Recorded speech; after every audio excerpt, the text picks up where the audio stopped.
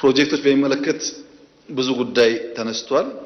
አይ ቲንክ ፕሮጀክት በሚመለከት ሙከራዎች ይደረጋሉ።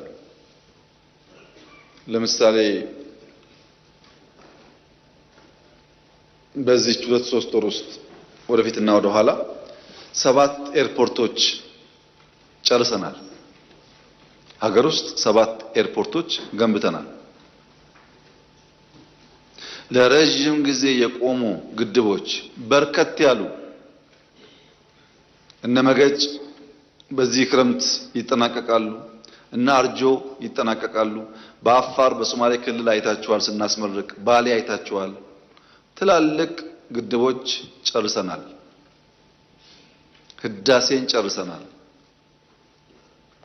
በከተማ አዲስ አበባ ብቻ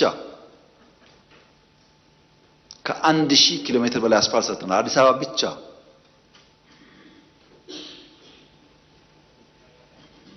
የመንገድ ስራ ፍላጎት ኢትዮጵያ ውስጥ ያለው አሁን ቢያንስ 2 ትሪሊየን ብር ይፈልጋል። መንገድ 2 ትሪሊየን፣ የኛ በጀት 2 ትሪሊየን ነው። መንገድ ሰርተን ሌላው መተው አንችልም።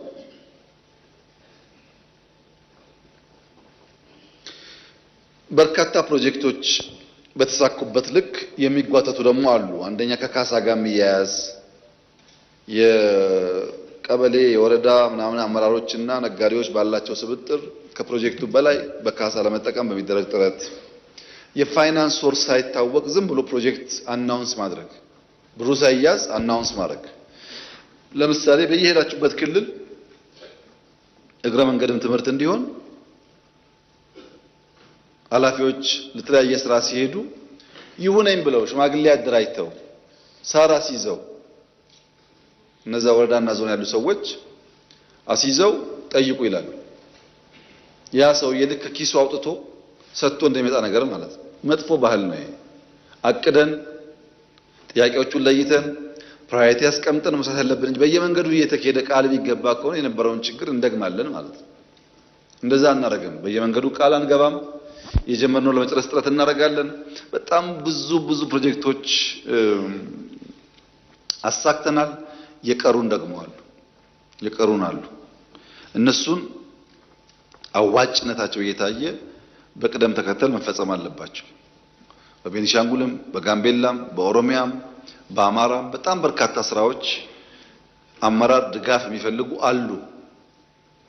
ድጋፍ የሚፈልጉትን ባለን አቅም ልክ ውስንነት ስላለ አቅም ባለን አቅም ልክ እየደገፍን የጀመርነው የጨረስን ለመሄድ ጥረት ይደረጋል። ግን የፕሮጀክት አፈጻጸም እውነት ለመናገር በኢትዮጵያ ታሪክ ውስጥ በዚህ ዘመን እንዳለው አይነት የሥራ ክትትልና አፈጻጸም ያለ አይመስለኝም። አንደኛ ቀደም እንዳነሳሁት በቴክኖሎጂ ሪሞትሊ ፎሎ ስለምናደርግ ብዙ ስራዎች በቅርበት ስራዎች ስለምናይ ስለምንመራ ቁጥጥሩ ትንሽ ጠንከር ያለ ስለሆነ ከፍተኛ መሻሻል ያለ ይመስለኛል። ለምሳሌ ቤኒሻንጉልን ብንወስድ ቢያንስ አሶሳ ላይ እርሶ እንደሚያውቁት አምናና ዘንድሮ አንድ አይደለም። በቂ ነው አይደለም፣ ግን ለውጦች አሉ። በየቦታው የቆሙ ፕሮጀክቶች ለምሳሌ ደባርቅ ጎንደር የሚወስድ መንገድ ብንወስድ ወይ መገጭን ብንወስድ ችግር ነበር። አሁን ለውጦች አሉ። ባሌ ብንሄድ ብዙ ችግሮች ነበሩ፣ ለውጦች አሉ። ብዙ ቢቀሩን ጉዳዮች ደግሞ አሉ። ተባብረን ለመከወን እንሞክራለን። የሚቀጥለው መንግስት ዋነኛ ስራ የሚሆነው እንደዚህ ያሉ አንኳር ጉዳዮች ለይቶ አቅም በፈቀደ መጠን ፍላጎት ሰፊ ስለሆነ ያን ማምላት ስለሚያስቸግር አቅም በፈቀደ መጠን የህዝባችን ኑሮ ከፍ ለማድረግ ጥረት ይደረጋል።